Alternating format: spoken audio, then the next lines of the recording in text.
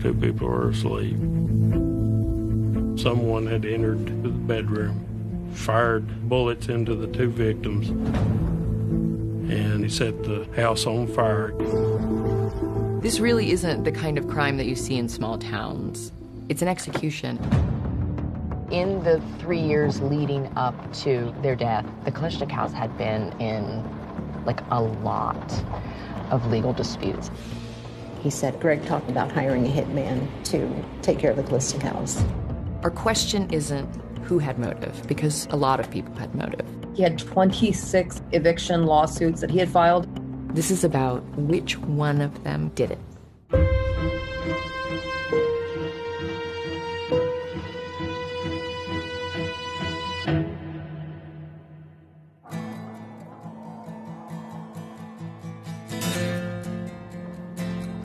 Cookeville is like a college town. It's close enough to Nashville that there's, stuff going on. You've got access to culture and art. A little bit urban and a little bit country. You got a bunch of good old country folks. I can say that my family is. Shoot your gun when you want, play music where you want, drive off the road where you want.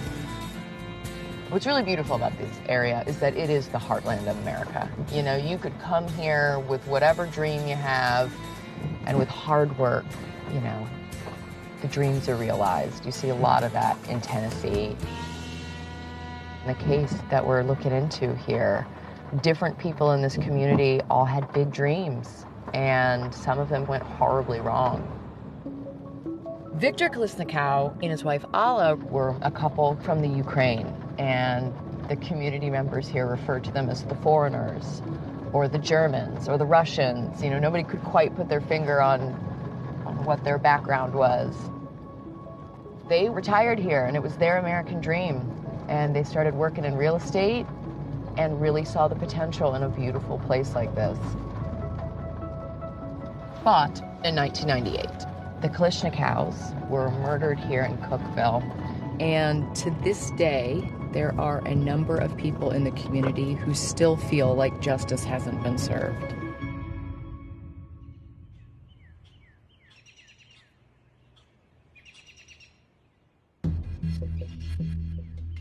Number one.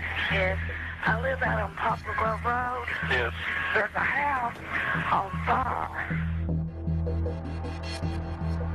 The call come in from a neighbor across the street. It's Victor's house. We heard a big boom. The fire department arrived. At that time, there was no indication that anybody was in the house. There's nobody stirring about. I'm going to make a sweep around the house right quick. I can't get close enough to the house to check. I got power lines fixing to fall off the house here. It's fully involved. I can't hardly get close enough for it.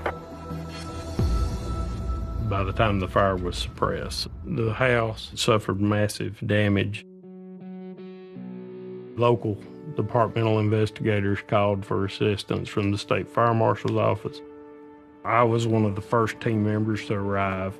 The skeletal remains of the house are still smoldering from a fire that started around 3:30 a.m. Wednesday morning. State fire marshal investigators sift through the ashes looking for clues.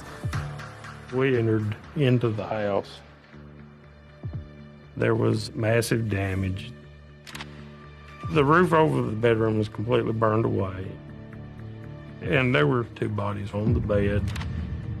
Both people were dead from gunshot wounds. We recovered several 9mm rounds from in and around the body. An accelerant had been poured in the room, and the house was set on fire.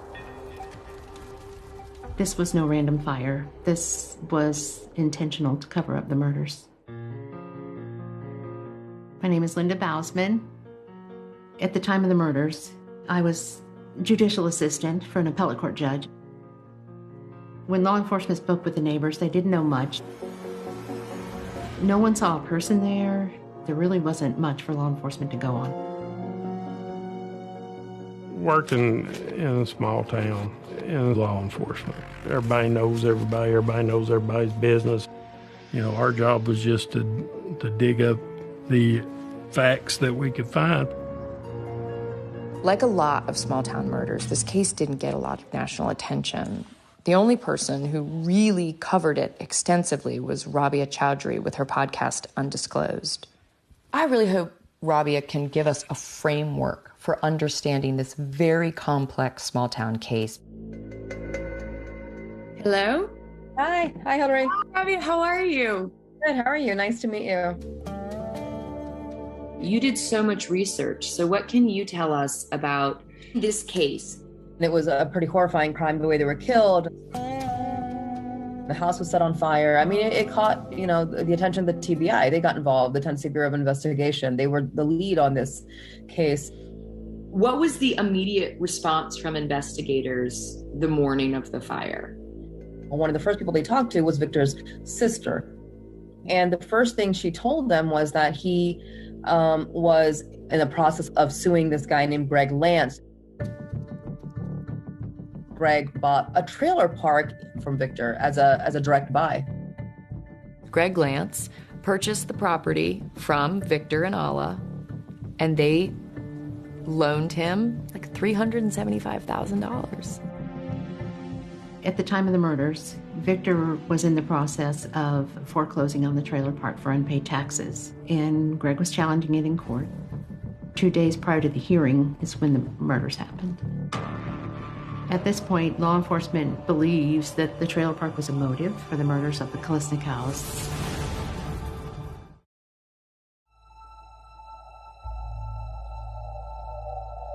The morning of the murders, the investigators start looking at the trailer park that Victor Kalishnikov had sold to Greg Lance. Now, at this trailer park, there's a house at the entrance where Greg lives with his girlfriend Becky, his friend and the property manager Keith, and Keith's girlfriend Kay. I'm Kay Sanders, and I'm a friend of Greg Lance's. That trailer park was like living in a totally different land. They were like their own little family. They all would get together and talk about each other. Most of these people were struggling and doing the best that they could. A lot of people would call it the slums of Cookeville. And I know Greg was always working hard at trying to improve the look of the trailer park. Greg was about 26, 27. I was shocked that he owned the trailer park because he was so young. Keith Herbstreth worked for Greg Lance. He ran the trailer park for him. Keith and Greg were really good friends. Cops showed up and wanting to talk to everybody. A man comes over and talks to Greg and Keith and lets them know that Mr. and Mrs. Kalishnikov had been murdered. Bob Kropsick was running the investigation. He was the TBI agent. He went through Greg's room. He was going through the house, and they were just pulling drawers out and going through everything. Greg let them search the house. There was nothing in the house, no evidence. There was just nothing there. They asked Greg where he was on the night of the murders. Greg was out at Happy Days bar. He came home about 1 o'clock. And he and Becky went to bed. And Becky was able to verify Greg's alibi. An hour or two later, Bob Kropsick was telling us not to leave town. We were all scared. So after this whole day of questioning Greg and everyone else surrounding him in the trailer park, investigators are not able to piece together anything. There's nothing connecting Greg to the crime at all. Not a witness, not forensics, nothing. But Rabia, was there anybody else who was also having financial difficulty with Victor? Oh, definitely. Victor was very litigious. I mean, I know at the time of his death, he had 26 outstanding eviction lawsuits that he had filed against tenants. That's a lot of people in his orbit that all need to be looked at. Yeah. Victor and Alla would do these rent-to-buy options with tenants. Mm-hmm. And then they would find a reason to renege on the contract to get the property back. So it could have been any number of people who were angry with the Kalishnikovs. We're heading over to meet up with Linda Bozeman, who is a really cool woman.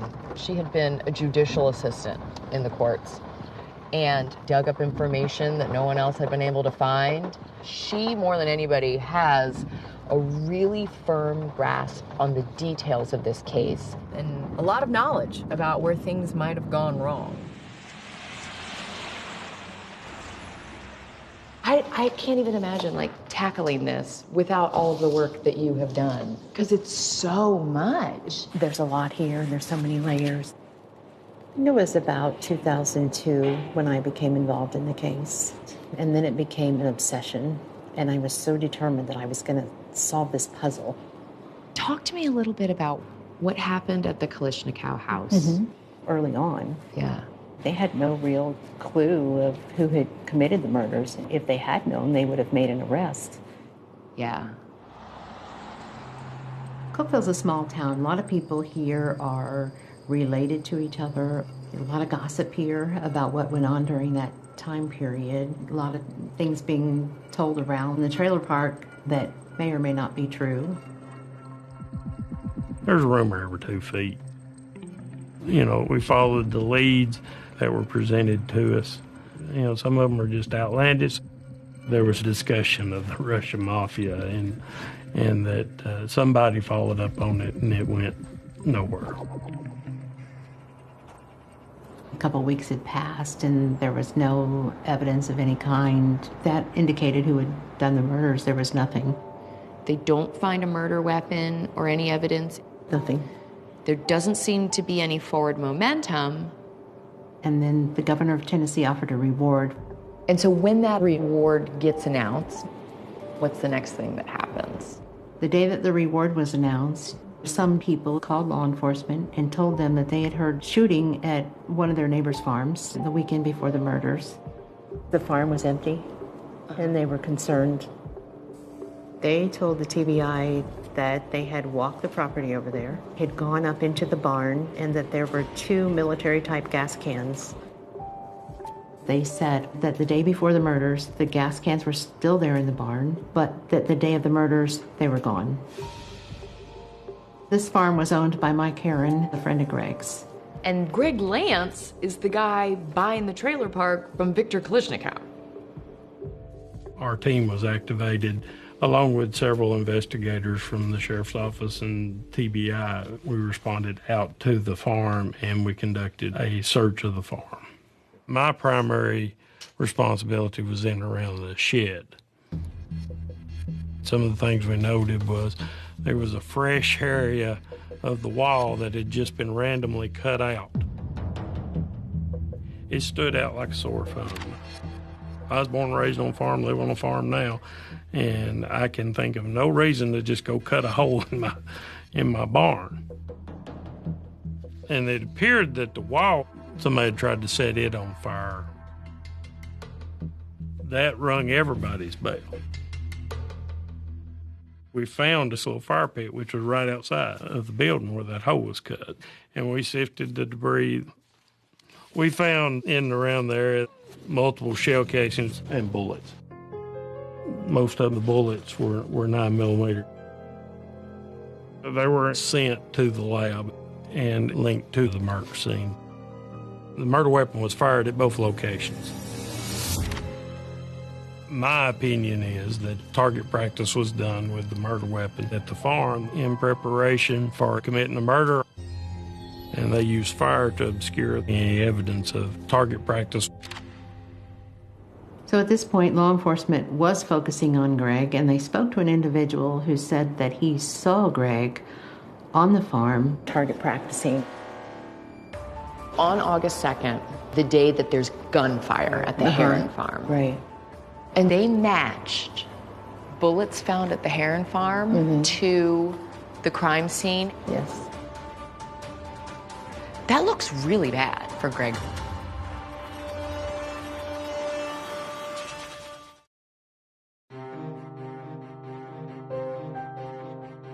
Up Up until this point, there was no firearm recovered in the case. They had no real suspects, although they were looking at Greg. September 17th, not too far from the crime scene, a weapon was recovered in a ditch. The weapon was a Tech 9 9mm, but now with the flashlight taped to it. It is outfitted for a tactical environment, nighttime operations. It's not a farm gun. No. You know what I mean? It's like a gun that's only meant to kill people. It's more like, right. It's like an automatic weapon. An assault weapon. The weapon was sent to the lab. Each weapon will leave unique marks. Bullets that were fired at the farm and fired at the house when the murder occurred were fired through that weapon. Keith Herbstreth, the manager of the trailer park, and Greg's friend was brought in for questioning. They showed him a picture of the gun and the rope that was on the gun. When investigators show Keith this, what does Keith tell investigators? Keith said that he recognized the green cord on the gun, that this was the same cord that he and Greg had used to tie firecrackers up with on the 4th of July. From the photos, it looked like there were black smudges on the cord, and so Keith thought that the cord on the gun or the cord that they tied the firecrackers, that they were one and the same. So Keith says that cord belonged to Greg. Those black smudges are because of our fireworks. Right. Seems like we've connected him to the murder weapon. Right. From that point on, that's who they focused on, and they never looked around to anyone else. Bob Kropsick was running the investigation. I recall he pretty well told me that he knew that Greg had killed these people. He took Keith and I down at the Waffle House. Keith made the statement that Greg said that he was not going to win the case against the Klishnikovs and that he thought he was going to have to do away with them. I couldn't believe that Keith was making statements against Greg because I always thought they were pretty much like brothers.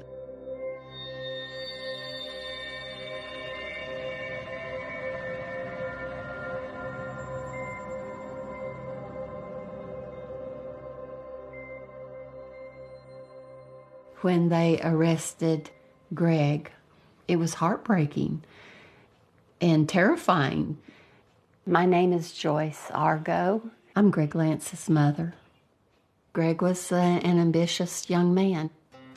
He went to the National Guard, and from there he was able to get a VA loan and buy property.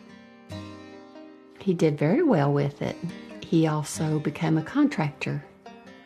Greg was in construction. He married Becky. They had a daughter. He was anxious to live his life.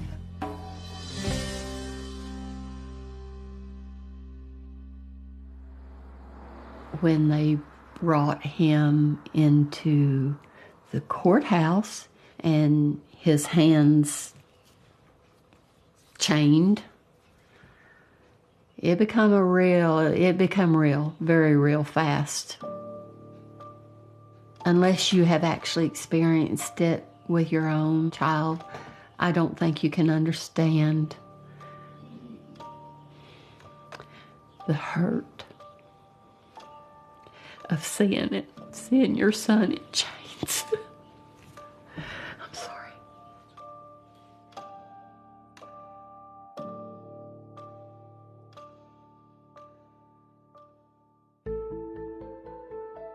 The evidence they have against him. Can you walk me through that? When the trial began, prosecution's theory of the case is that Greg killed the Kolesnikovs in order to be able to keep the trailer park. Keith testified against Greg that Greg is upset over the foreclosure and that Greg talked to him about hiring a hitman to take care of the Kolesnikovs. So Keith rolls on Greg. The next person that talks about Greg is who? Rocky Harmon. Okay. And Greg's lifelong friend. That's a tough blow. That's a tough blow. He said Greg, and he talked about Rocky hiring a hitman. They also talked to Mike Snow. Mike Snow testified that Greg tried to get him to hire someone to kill the Calista cows. He said that when Mike told him that it would take $10,000, Greg said, "I'm not paying $10,000. And then who do we have? Eric Tanner. Eric's testimony was that Greg talked to him about getting a gun, an untraceable gun. Okay. That looks bad. It looks bad. The evidence they have against him is the testimony of... The 4 individuals? Yeah. A connection to a nylon cord. Shooting practice at the heron farm. Mm-hmm. It's very circumstantial. The closing argument of the prosecutor. He said, when you have one coincidence, okay. When you've got 2, it starts to get a little strange. When you've got 3 and 4, that's when they're no longer coincidences.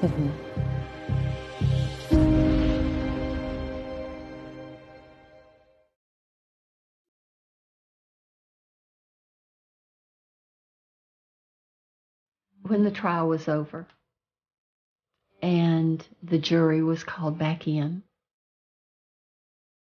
I couldn't believe my ears when they said that he was guilty. It was like the breath was just mashed out of me. Greg is sentenced to 2 life sentences.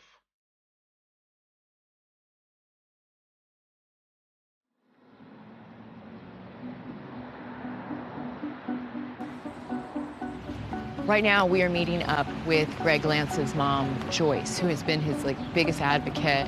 And so I'm really eager to hear what she has to say. Hi. Hey, I wanted you to see this first. Our beautiful courthouse, It is town beautiful. square. I love the words up there. In God we trust. You've got to. You are in a Bible Belt. Yeah, I am in the Bible. I grew up in it. I grew up in the church. Right now, you're taking me where? To the heron farm.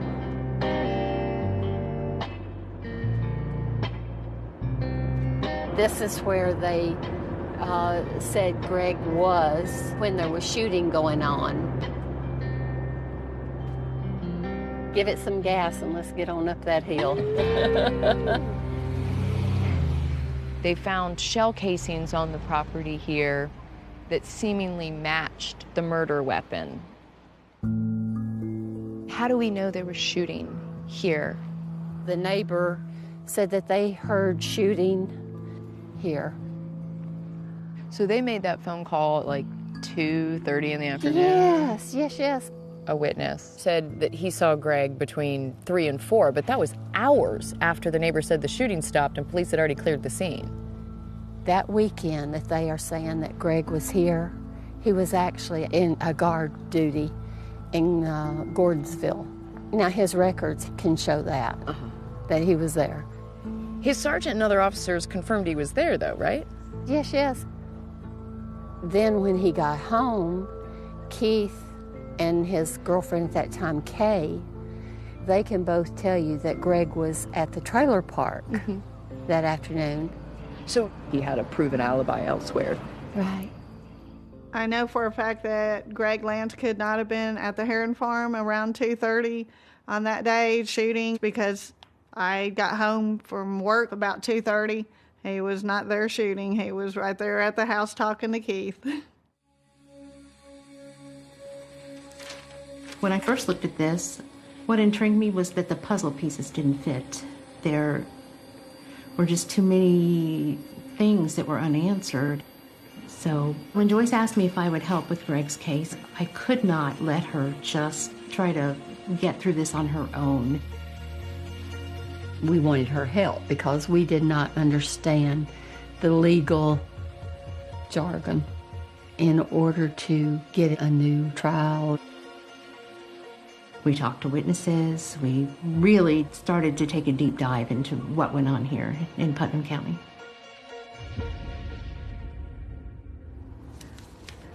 We have found out that lots of witnesses against Greg were either offered a deal to get out of criminal charges or in some way threatened. Greg had made the mistake of hiring people that had a past, had records. Greg would hire people that needed help with money because he was the type that would give the shirt off of his back.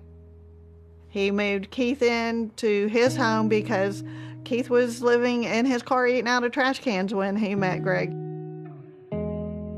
So when investigators started questioning him and putting pressure on these people, then they started saying, well, Greg may have done this or Greg might have done that. Can you talk to us a little bit about the kind of people that Greg had surrounded himself with? Yeah, a number of the folks had certain vulnerabilities that made them easy to lean on them and threaten them. Rocky Harmon, as soon as he testified, wrote Greg a number of letters saying, I'm so sorry I did that. They were pressuring me, I was scared. And Rocky, since sadly is deceased, but I spoke to his brother, and his brother was like, he was terrified because the police barged into his house and threatened him. Then you had Mike Snow. He was incarcerated at the time. Police took a statement from him, and then they immediately released him once he gave the statement. Keith was kind of a weak person. Bob Croft's the TBI agent, and Keith were doing a whole lot of talking. Keith would say things that he wanted to hear because they were telling him he was a suspect. Interviewing witnesses is a tricky affair. You don't put words in a person's mouth. They have to tell you their own recollection. And I know that every one of the investigators who investigated this were men of integrity. I don't think that Keith believed Greg had killed anybody. They had this piece of rope, and they made Keith believe it was the rope that he used to hang in a tree to put firecrackers on. He believed the rope wrapped around the gun was the rope that he had hung in the tree. 6 years after Greg is convicted, Keith attempts to prove to himself that the cord that was found on the murder weapon is the same cord that he and Greg had used to tie up fireworks. This reenactment was entirely my idea. I went out and bought these firecrackers myself. I found the exact string. Different color. Just different color. Keith talked about how he did a bunch of different tests on it. Woo, buddy. Strung it up in the tree and lit the firecrackers off. Doesn't look anything like the burn mark that was on the rope of the gun. The rope that was at the trial was just covered in those little tiny burns. My firecrackers did not put those black marks on it. I don't want to be guilty of perjury, but I was incorrect. That ain't it. Wasn't my string. Finding out that it couldn't be his cord that was wrapped around the gun devastated him. It didn't have burn marks, so I did him wrong.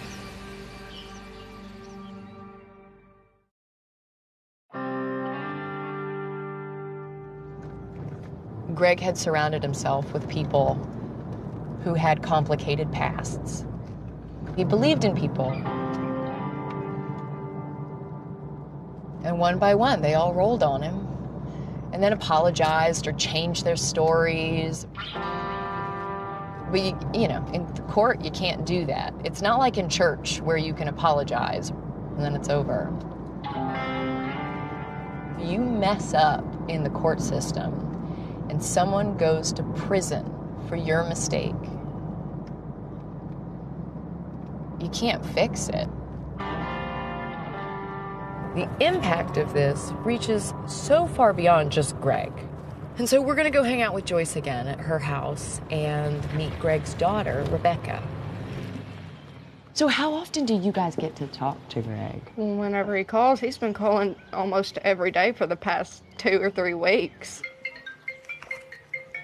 This call is from a correction facility and is subject to monitoring and recording. Hi, Daddy. Hey, sweetheart. How you doing? I'm doing good. How are you? So good. I'm doing good, too. I love you, Daddy. Mwah. There's someone here who would really like to speak with you. Hi, Greg. This is Hillary. Hey, Hillary. I have been digging into your situation. Yeah. The state's case is that, you were getting foreclosed on and you were furious, and so you murdered them and set the house on fire. There's no way, shape, or form or fashion that I'd commit this crime. Have you interacted with anybody else who had knowledge of the crime while you've been there? Yeah, they brought Billy Cleghorn in. That was in November of 1999. Mm-hmm. And I was walking around. He went like that. And, yeah. And I was like, what? He said, your name Greg Lance? And I said, yeah. He said, I know you didn't kill those people. But he knew who did it. He told me that Sam Horn was the real killer. Who is Sam Horn? Sam Horn. He lived across the road from the victim's house. Just like Greg, Sam and Peggy Horn owed money to Victor. They also had purchased their property from Victor on owner financing. They were way behind on their payments, so they were next in line to be foreclosed on. So Billy seemed fairly convinced that Sam Horn was the killer. Yeah. Mm-hmm. And is that when you were awaiting trial? Right. Was he ever called in during the trial to testify to that? No, the court did not ever allow the jury to hear any evidence against Sam Horn. The judge ruled that there was nothing to substantiate Billy's testimony, and therefore he did not allow the jury to hear it. Here we have Billy Cleghorn telling us that Sam Horn killed Victor and Alla. How do you get that before the court for them to hear?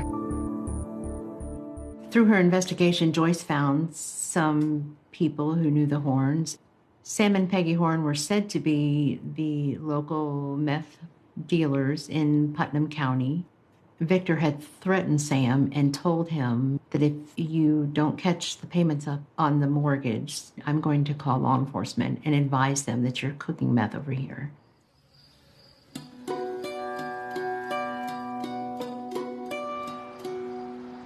The late 90s, the influx of methamphetamines in our area was huge because it was just cheap and easy money.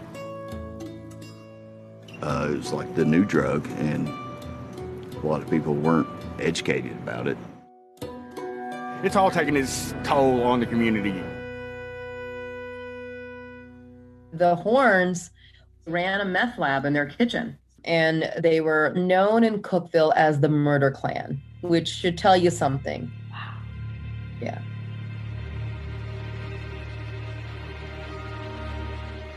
We spoke to multiple witnesses who all knew Sam and Peggy Horn pretty well. And they told us that Sam and Peggy were over there at the Klesnikov's house the night it happened. That's nuts. Joyce hires an investigator, and they've collected statements from multiple people who knew the Horns. On November 26, 1999, Paula Locamore gave a statement that she heard Sam Horn made the statement he was going to kill the foreigners. Jackie Cleghorn gave a statement that Sam said that the best way to kill someone is to tape a flashlight to a gun and they cannot see you when you shoot them. Billy said that Samantha Horn, who is the daughter of Sam and Peggy Horn, saw her parents on the night of the murders, and they came back from across the street, and that they both smelled of gasoline. On June 14th, 2006, Paul Locamore gave a statement. Samantha stated that her mom went over to the residence and killed those people. Billy Cleghorn heard Peggy say she left her blouse over there, and she was afraid law enforcement was going to be able to tie it back to her. Chris Henry was a friend of Sam's. asked if he had ever shot a Tech-9. Chris Henry's response at that time was, not only have I shot a Tech-9, I shot Sam's Tech-9. I have spoken to quite a few people in Sam and Peggy Horn's circle, and they've all pretty much told me the same story. The real killer's still out there.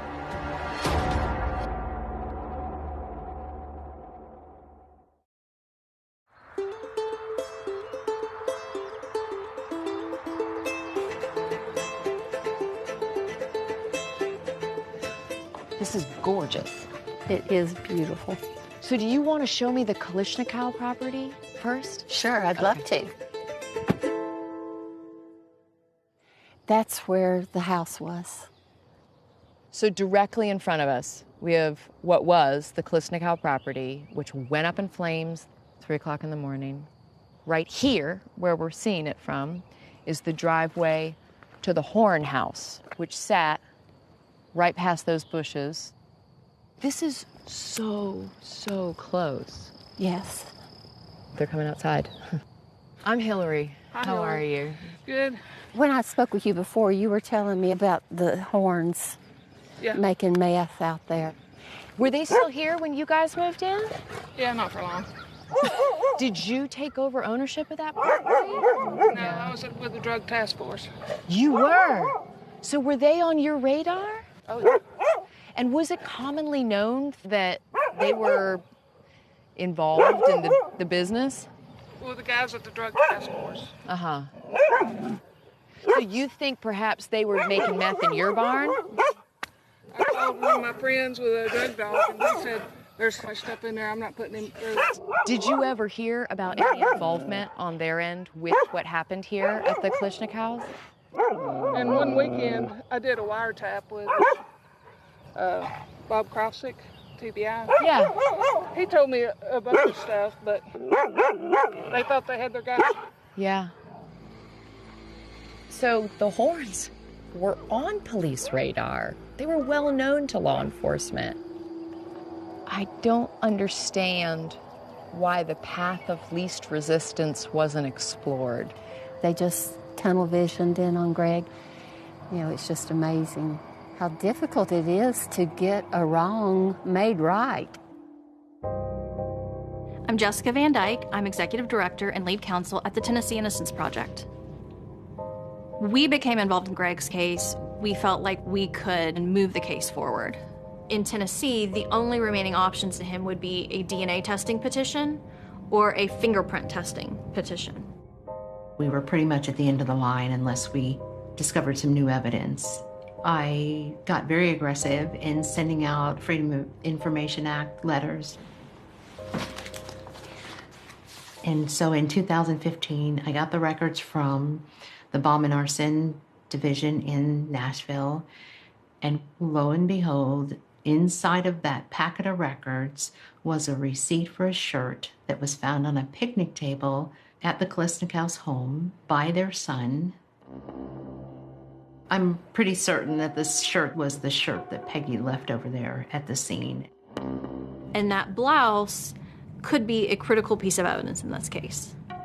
It could potentially corroborate the testimony by a witness who said one of the alternate suspects that they left their blouse behind. And so maybe someone else really did this.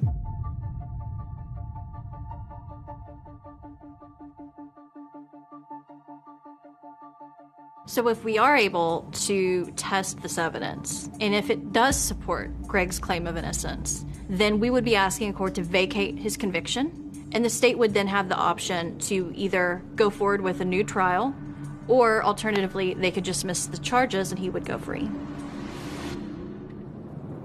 Greg's new legal team is working very hard to clear his name, but in cases like his, where there is already a conviction, it's an uphill battle. I found a circuit court judge here in Cookeville who was willing to talk to me about that. Hi, how are you? Good, good. Come on in. It seems impossible to overturn a wrongful conviction. It is really hard because there's such a presumption that the jury got it right. Many times there were wrongful convictions, especially where you have a high minority population. We don't really have that in the Upper Cumberland. I would stack our jurors up against anybody in the country. There's been some really tough decisions that the jurors have made, and I think they've got it right every time. As we've dug deeper into this case, you have all these pods of people, and they all clash in this story. You've got the Kalishnikovs and the Horns and all the members of the trailer park, and the collision of those separate groups is tragic.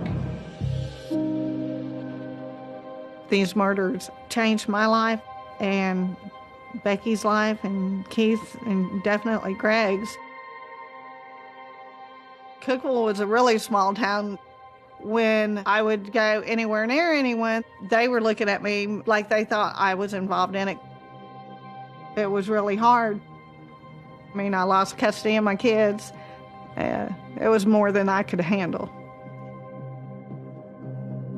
Keith testified against somebody that he cared a lot about and believed that something happened that did not happen.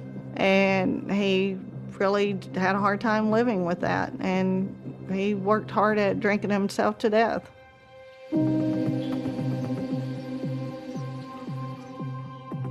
My daddy's been locked up for 22 years, and I'll be 22 this August. Oh, honey. That's a long time. I've never seen him outside of prison. I want to see my daddy. You deserve that. You do. As much as Joyce wants answers and I want answers, Greg wants answers, I'm sure the victim's family would like to have the answers. There are a lot of missing pieces to this puzzle, and we all have a right to know the truth. I cannot definitively say, yes, this other person did it. What I can say is that until that evidence testing happens, has justice really been served?